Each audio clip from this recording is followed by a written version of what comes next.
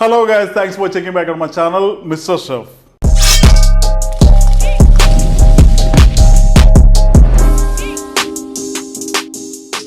Guys, ആദ്യമായി തന്നെ എനിക്കൊരു സന്തോഷ വാർത്ത പറയാനുണ്ട്. കഴിഞ്ഞ ആഴ്ച ദുബായിൽ വെച്ച് നടന്ന മിഡിൽ ഈസ്റ്റ് ഇൻഫ്ലുവൻസേഴ്സിന്റെ അവാർഡ് ഷോയിൽ കുക്കിംഗ് കാറ്റഗറിയിൽ നമുക്കൊരു അവാർഡ് കിട്ടിയിട്ടുണ്ട്.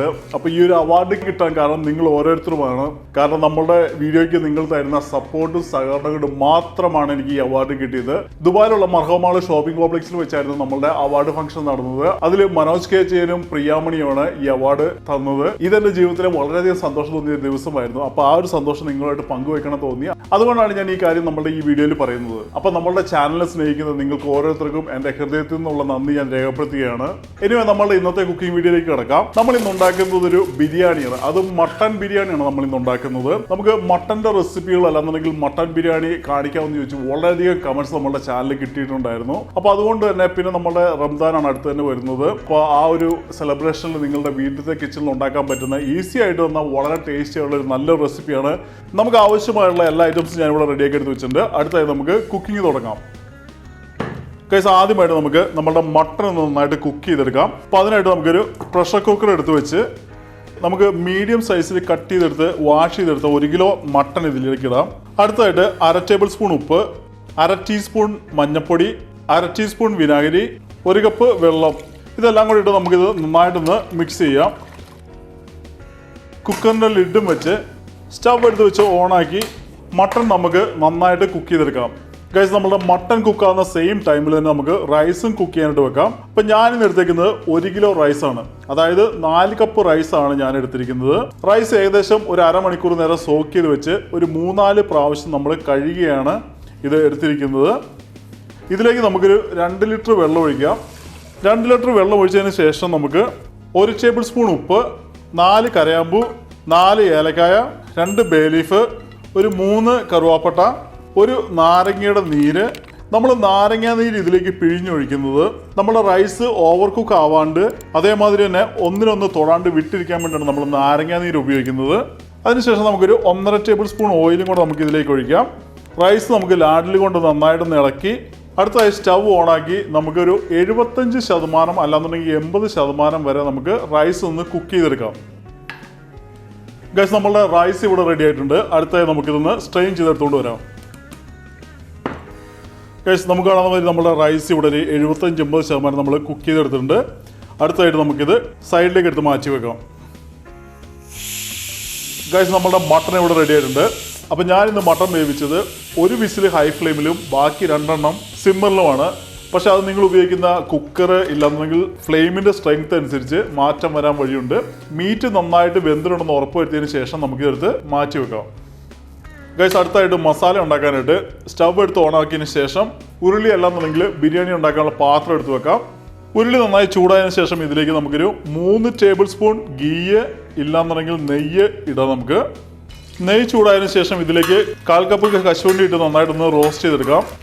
നമ്മളുടെ കാഷ്നട്ട് ചെറുതായിട്ടൊന്ന് കളർ മാറി തുടങ്ങുമ്പോൾ ഇതിലേക്ക് 1/4 കപ്പ് ഉണക്കമുന്തിരിയും കൂടി ഇട്ട് നമുക്ക് റോസ്റ്റ് ചെയ്യാം.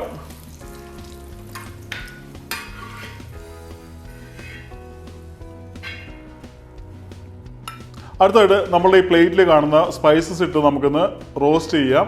4 ഏലക്കായ, 3 കരയാമ്പൂ, 2 ബേ ലീഫ്, ചെറിയ 3 പീസ് കറുവാപ്പട്ട, അതിട്ടതിന് ശേഷം നമുക്ക് ചെറുതായിട്ടൊന്ന് റോസ്റ്റ് ചെയ്തെടുക്കാം. നമുക്ക് ഏകദേശം ഒരു 30 സെക്കൻഡ് റോസ്റ്റ് ചെയ്ത് കഴിയുമ്പോൾ നമ്മളിട്ട സ്പൈസസിൻ്റെ നല്ല ഫ്ലേവർ വരും. ആ ടൈം ആയി കഴിയുമ്പോൾ നമുക്ക് അടുത്തതായിട്ട് നമ്മൾ ചോപ്പ് ചെയ്ത് വെച്ചിരിക്കുന്ന 1 tablespoon ginger, 1 tablespoon ഗാർലിക്കും കൂടെ ഇട്ട് നമുക്ക് നന്നായിട്ടൊന്ന് കുക്ക് ചെയ്യാം. അടുത്തതായി നമുക്കിതിലേക്ക് സ്ലൈസ് ചെയ്തെടുത്ത 1.5 ടൊമാറ്റോ, 1/4 കപ്പ് മല്ലിയില, 1/4 കപ്പ് പുതിനയിലയും കൂടെ ഇട്ട് നമുക്കിത് നന്നായിട്ടൊന്ന് കുക്ക് ചെയ്യാം. നമ്മൾ ടൊമാറ്റോ ഒരു പകുതി കുക്കായി കഴിയുമ്പോൾ ഇതിലേക്ക് 1.5 ടേബിൾ സ്പൂൺ മുളക് പൊടി, 2 ടേബിൾ സ്പൂൺ മല്ലിപ്പൊടി, 1.5 table spoon garam masala, 1 table spoon ഉപ്പ്, ഇതെല്ലാം കൂടി ഇട്ടതിന് ശേഷം നമുക്കിത് നന്നായിട്ടൊന്ന് റോസ്റ്റ് ചെയ്തെടുക്കാം. അടുത്തായി നമുക്കിതിലേക്ക് പുളി കുറവുള്ള 1 കപ്പ് യോഗട്ട് ഇടാം. അതിനുശേഷം നമുക്കിത് നന്നായിട്ടൊന്ന് മിക്സ് ചെയ്ത് കൊടുക്കാം. ഇതിലേക്ക് നമുക്ക് 1 നാരങ്ങയും കൂടെ പിഴിഞ്ഞൊഴിക്കാം. അടുത്തത് നമുക്ക് 1 കപ്പ് ഫ്രൈ ചെയ്ത ഒനിയൻ ഇതിലേക്ക് ഇടാം. ഇതെല്ലാം ഇട്ടതിന് ശേഷം നമുക്കിത് നന്നായിട്ടൊന്ന് മിക്സ് ചെയ്തെടുക്കാം. നമ്മുടെ മസാല നന്നായി മിക്സ് ആയി കഴിയുമ്പോൾ കുക്ക് ചെയ്തെടുത്ത മട്ടൺ നമുക്കിതിലേക്ക് ആഡ് ചെയ്യാം. അടുത്തത് നമുക്കിത് നന്നായിട്ടൊന്ന് മിക്സ് ചെയ്ത് കൊടുക്കാം. നമ്മുടെ മസാലയും മട്ടനും നന്നായി മിക്സ് ആയതിനു ശേഷം നമ്മൾ നേരത്തെ കുക്ക് ചെയ്ത റൈസ് നമുക്കിതിലേക്ക് ആഡ് ചെയ്യാം. നമ്മുടെ സ്റ്റവ് നമ്മൾ ഓഫാക്കിയാണ് ഈ സമയത്ത് വെക്കുന്നത്. റൈസ് നന്നായിട്ട് സ്പ്രെഡ് ചെയ്തതിന് ശേഷം വെള്ളത്തിൽ കലക്കിയ കുറച്ച് സാഫ്രൺ, ഫ്രൈ ചെയ്തെടുത്ത കാഷ്നട്ടും റൈസിൻസും, മല്ലിയിലയും പുതിനയും, ഫ്രൈ ചെയ്തെടുത്ത കുറച്ച് ഒനിയൻ, 2 ടേബിൾ സ്പൂൺ ഗീയും കൂടെ ഒഴിച്ചതിന് ശേഷം അലുമിനിയം ഫോയിൽ കൊണ്ട് നന്നായിട്ട് കവർ ചെയ്ത്, ഇല്ലാന്നുണ്ടെങ്കിൽ നമ്മളുടെ പാത്രത്തിൻ്റെ അടപ്പ് വെച്ച് അതിന് മുകളിലൊരു വെയിറ്റും വെച്ച് ഏകദേശം ഒരു 20 മിനിറ്റ് നേരം ഏറ്റവും ചെറിയ ഫ്ലെയിമിൽ വെച്ച് നമുക്ക് കുക്ക് ചെയ്യാം. ഒരു ബിരിയാണി ഉണ്ടാക്കാൻ നമ്മൾ ശ്രദ്ധിക്കേണ്ട കുറച്ച് ഇമ്പോർട്ടൻ്റ് ആയിട്ടുള്ള കാര്യങ്ങളുണ്ട്. ആ കാര്യങ്ങളാണ് നമ്മൾ അടുത്തായിട്ട് പറയുന്നത്. അപ്പോൾ ഈ ഒരു പാർട്ട് നിങ്ങൾ മിസ് ചെയ്യാണ്ട് ഫുള്ള് കാണാനായിട്ട് പ്രത്യേകം ശ്രദ്ധിക്കുക. ആദ്യമായി എനിക്ക് പറയാനുള്ളത്, നമ്മളിന്ന് ഉണ്ടാക്കുന്നത് മട്ടൺ ബിരിയാണിയാണെന്നുണ്ടെങ്കിലും മട്ടന് പകരം നിങ്ങൾക്ക് ചിക്കനോ ബീഫോ ഉപയോഗിച്ച് ഉണ്ടാക്കാൻ പറ്റുന്നതാണ്. ഈവൻ വെജിറ്റബിൾ ഉണ്ടാക്കാൻ പറ്റുന്നതാണ്. അതുമാതിരി തന്നെ വളരെ ഇമ്പോർട്ടൻ്റ് ഉള്ള വേറൊരു കാര്യം എന്ന് വെച്ചാൽ, നമുക്കറിയാവുന്ന മാതിരി മട്ടൻ ഒരു ചെറിയ സ്മെല്ലുണ്ട്. ആ സ്മെല്ല് പോകാനായിട്ട് നമ്മൾ ചെയ്യേണ്ടത്, നമ്മൾ മീറ്റ് വാഷ് ചെയ്യുമ്പോൾ അതിൽ കുറച്ച് മഞ്ഞൾപ്പൊടിയും ഉപ്പും വിനാഗിരി ഒഴിച്ച് കഴുകി കഴിഞ്ഞാൽ ആ സ്മെല്ല് മാറിക്കിട്ടാനായിട്ട് ഹെൽപ്പ് ചെയ്യും. അതുമാതിരി തന്നെ നമ്മൾ കുക്ക് ചെയ്യുമ്പോഴും കുറച്ച് വിനാഗിരി ഒഴിക്കുക. അത് നമ്മളുടെ മീറ്റ് പെട്ടെന്ന് ടെൻഡറായിട്ട് കുക്കാവാനും അതേമാതിരി ആ മട്ടൻ്റെ സ്മെല്ല് മാറാനായിട്ട് അത് ഹെൽപ്പ് ചെയ്യും. അതുമാതിരി തന്നെ നമ്മൾ ബിരിയാണി ഉണ്ടാക്കുമ്പോൾ ശ്രദ്ധിക്കേണ്ട ഒരു കാര്യം എന്ന് വെച്ചാൽ, നമ്മൾ ബിരിയാണി റൈസ് കുക്ക് ചെയ്യുന്നത് എപ്പോഴും ഒരു 75 തുടങ്ങി 80% മാത്രം കുക്ക് ചെയ്യുക. നമ്മൾ ഒരിക്കലും 100% ബിരിയാണി റൈസ് കുക്ക് ചെയ്തിട്ട് ദം ഇടരുത്. കാരണം ദം ഇടുമ്പോൾ തന്നെ നമ്മളുടെ റൈസ് വീണ്ടും കുക്കാവും. അപ്പോൾ നമ്മൾ ഓൾറെഡി 100% കുക്ക് ചെയ്ത് കഴിഞ്ഞാൽ അത് റൈസ് ഓവർ കുക്ക് ആവാനായിട്ട് കാരണമാവും. അപ്പോൾ അതുകൊണ്ട് നമ്മൾ റൈസ് കുക്ക് ചെയ്യുമ്പോൾ 75 തുടങ്ങി 80% മാത്രം കുക്ക് ചെയ്തിട്ട് ബിരിയാണി ദമ്മിടാനായിട്ട് പ്രത്യേകം ശ്രദ്ധിക്കുക. പിന്നെ അതുമാതിരി തന്നെ നമ്മൾ ഇന്ന് ഈ റെസിപ്പിക്കായിട്ട് ഉപയോഗിച്ചിരിക്കുന്നത് റെഡിമെയ്ഡ് ആയിട്ട് കിട്ടിയ ഫ്രൈഡ് ഒനിയൻ ആണ്. ഞാനത് ഉപയോഗിക്കാൻ കാരണം എന്താണെന്ന് വെച്ചാൽ, നമ്മളുടെ കുക്കിംഗ് ടൈം ഫാസ്റ്റ് ആക്കാൻ വേണ്ടി മാത്രമാണ് ഞാനത് ഉപയോഗിച്ചത്. അപ്പോൾ നിങ്ങൾ വീട്ടിൽ കുക്ക് ചെയ്യുമ്പോൾ 3-4 സവോള കനം കുറഞ്ഞ് അരിഞ്ഞെടുത്ത് ഫ്രൈ ചെയ്തെടുത്ത് ഉപയോഗിച്ചാൽ മതി. നിങ്ങൾ റെഡിമെയ്ഡ് മേടിക്കേണ്ട ഒരു ആവശ്യമില്ല. ഗൈസ്, നമ്മൾ ഏകദേശം ഒരു 20 മിനിറ്റ് നേരം ദമ്മിലിട്ടുണ്ടായിരുന്നു. അടുത്തത് നമ്മളുടെ അലുമിനിയം ഫോയിൽ നമുക്കൊന്ന് ഓപ്പൺ ആക്കി നോക്കാം. നല്ല അടിപൊളി സ്മെല്ല് തന്നെയാണ് വരുന്നത്. നമുക്ക് ജസ്റ്റ് ഒന്ന് മിക്സ് ചെയ്ത് നോക്കാം.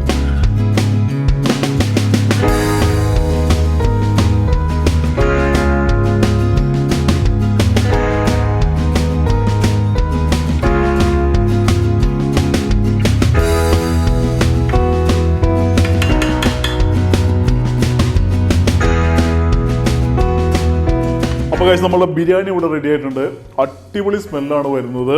നമ്മളുടെ മസാലയും റൈസും എല്ലാം നന്നായിട്ട് കുക്കായിട്ട് നല്ല കാണാൻ തന്നെ നല്ല ലുക്ക് തന്നെയാണ്. നല്ല രസമുണ്ട് കാണാനായിട്ട്.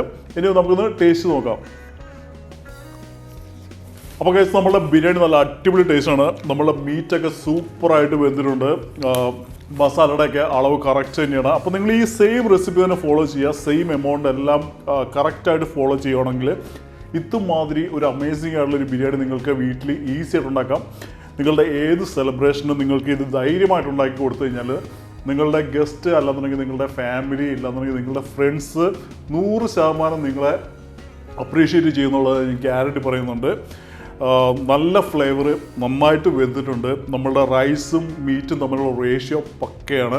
അപ്പോൾ ഞാൻ ഒന്നുകൂടെ പറയുകയാണ്, നമ്മളുടെ റൈസും മീറ്റും തമ്മിലുള്ള റേഷ്യോ എപ്പോഴും 1:1 ആണെന്നുണ്ടെങ്കിൽ അത് നല്ലൊരു റേഷ്യോയാണ്. അതായത് 1 കിലോ മീറ്റിന് 1 കിലോ റൈസ്. 1 കിലോ റൈസ് എന്ന് പറയുമ്പോൾ അത് 4 കപ്പാണ് വരുന്നത്. അപ്പോൾ നിങ്ങൾക്ക് മെഷർ ചെയ്യാനും കുറച്ചും കൂടെ എളുപ്പമുണ്ടാവും. എനിവേ ഗൈസ്, അടുത്ത പ്രാവശ്യം നിങ്ങൾ ബിരിയാണി ഉണ്ടാക്കുമ്പോൾ ഉറപ്പായിട്ടും ഈ ബിരിയാണി ട്രൈ ചെയ്യുക, ഈ റെസിപ്പി ട്രൈ ചെയ്യുക. നിങ്ങൾക്ക് ഇഷ്ടപ്പെടുന്നുള്ള ഞാൻ ഗ്യാരണ്ടി പറയുന്നുണ്ട്. നിങ്ങൾ ട്രൈ ചെയ്തതിന് ശേഷം നിങ്ങളുടെ അഭിപ്രായങ്ങളൊക്കെ നമ്മുടെ കമൻറ്റ് സെക്ഷനിൽ എഴുതി അറിയിക്കുക. അതുമാതിരി തന്നെ നിങ്ങൾക്ക് എന്തെങ്കിലും ക്വസ്റ്റ്യൻസ്, എന്തെങ്കിലും ഡൗട്ട്സ് ഉണ്ടെങ്കിൽ ഉറപ്പായിട്ടും കമൻറ്റ് സെക്ഷനിൽ എഴുതി അറിയിക്കുക. നിങ്ങൾക്കറിയാവുന്ന മാതിരി ഞാൻ എല്ലാ കമൻസിനും ഞാൻ റെസ്പോണ്ട് ചെയ്യാറുണ്ട്. നിങ്ങൾക്ക് തോന്നുന്നുണ്ട് ഇത് സില്ലി ക്വസ്റ്റ്യൻ ആണ്, അല്ലെന്നുണ്ടെങ്കിൽ ആൾക്കാർ ചിരിക്കുമെന്ന് വിചാരിച്ചിട്ട് ഒരിക്കലും നിങ്ങൾ നിങ്ങളുടെ ഡൗട്ട്സ് അല്ലെന്നുണ്ടെങ്കിൽ എന്തെങ്കിലും ക്വസ്റ്റ്യൻസ് എഴുതി ചോദിക്കാതിരിക്കരുത്. ഏത് ചെറിയ ഡൗട്ട്സ് ആയാലും ഏത് ചെറിയ ക്വസ്റ്റ്യൻസ് ആയാലും അതിൻ്റേതായ ഇമ്പോർട്ടൻ്റ് ഉണ്ട്. അത് നിങ്ങൾ മനസ്സിലാക്കി ചെയ്താൽ മാത്രമാണ് നിങ്ങൾക്കത് റെസിപ്പി കറക്റ്റായിട്ട് നിങ്ങൾക്ക് സക്സസ്ഫുൾ ആക്കാൻ പറ്റുള്ളൂ. പിന്നെ ഗൈസ്, നിങ്ങൾ ആദ്യമായിട്ടാണ് എൻ്റെ ചാനൽ കാണുന്നെങ്കിൽ ഇതുമാതിരത്തെ നല്ല റെസിപ്പികൾ കാണുവാനായിട്ടും നല്ല കുക്കിംഗ് ഐഡിയാസ് കിട്ടുവാനായിട്ട് നമ്മളുടെ ചാനലിലേക്ക് സബ്സ്ക്രൈബ് ചെയ്യുക. സബ്സ്ക്രൈബ് ചെയ്യുമ്പോൾ ബെല്ലൈക്കനോട് എനേബിൾ ചെയ്ത് അതിൽ ഓൾ എന്നുള്ള ഓപ്ഷൻ സെലക്ട് ചെയ്യുകയാണെന്നുണ്ടെങ്കിൽ ഞാൻ അപ്ലോഡ് ചെയ്യുന്ന എല്ലാ വീഡിയോയും നിങ്ങളുടെ ഹോം പേജിൽ നോട്ടിഫിക്കേഷൻ ആയിട്ട് വരും. നമ്മളുടെ കുറേ വ്യൂവേഴ്സ് പറഞ്ഞിട്ടുണ്ടായിരുന്നു അവർക്ക് നോട്ടിഫിക്കേഷൻ കിട്ടുന്നില്ല എന്ന്. അതിന് മെയിൻ കാരണം നിങ്ങൾ ബെല്ലൈക്കൺ എനേബിൾ ചെയ്യാത്തത് കൊണ്ടും അതിൽ ഓൾ എന്നുള്ള ഓപ്ഷൻ സെലക്ട് ചെയ്യാത്തത് കൊണ്ടുമാണ്. അത് രണ്ടും നിങ്ങൾ സെലക്ട് ചെയ്യുകയാണെന്നുണ്ടെങ്കിൽ നമ്മളുടെ എല്ലാ വീഡിയോ നിങ്ങൾക്ക് ഹോം പേജിൽ നോട്ടിഫിക്കേഷൻ ആയിട്ട് ഉറപ്പായിട്ടും വരും. പിന്നെ ഗൈസ് വൺസ് അഗൈൻ ഈ ഒരു അവാർഡ് കിട്ടിയത് നിങ്ങൾ ഓരോരുത്തരും കാരണമാണ്. ശരിക്കും പറഞ്ഞാൽ ഞാൻ ഒരിക്കലും പ്രതീക്ഷിക്കാത്തൊരു അവാർഡ്. കാരണം നമ്മുടെ ചാനൽ തുടങ്ങിയിട്ട് അധികം കാലമായിട്ടില്ല. ഇങ്ങനെ ഒരു അവാർഡ് ദുബായിൽ വെച്ചിട്ട് അതും എൻ്റെ ആദ്യത്തെ അവാർഡ് ഫംഗ്ഷനാണ്. അതിൽ തന്നെ നമുക്ക് കുക്കിംഗ് സെക്ഷനിൽ ഇങ്ങനെ ഒരു അവാർഡ് കിട്ടാൻ കാരണം നിങ്ങൾ ഓരോരുത്തരുമാണ്. അതിനുള്ള എൻ്റെ ആത്മാർത്ഥമായുള്ള നന്ദി ഞാൻ ഈ അവസരത്തിൽ പറയുകയാണ് നിങ്ങളോട്. ഇനിയും നിങ്ങളുടെ സപ്പോർട്ടും സഹകരണവും ഒക്കെ ഞാൻ പ്രതീക്ഷിക്കുകയാണ്.